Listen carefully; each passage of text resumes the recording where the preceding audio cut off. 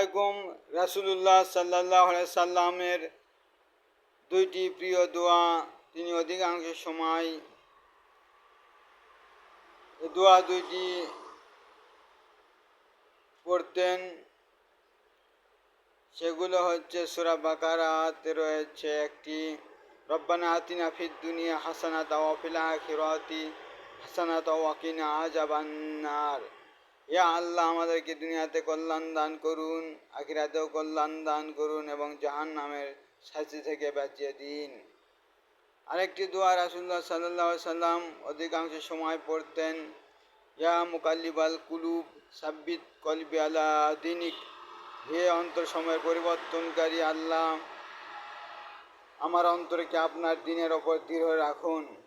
তাই আপনারা এই দোয়া দুটি শিখে নেবেন এবং বেশি বেশি এই দোয়া দুটির ওপর আমল করবেন, বেশি বেশি পড়বেন ইনশাআল্লাহ।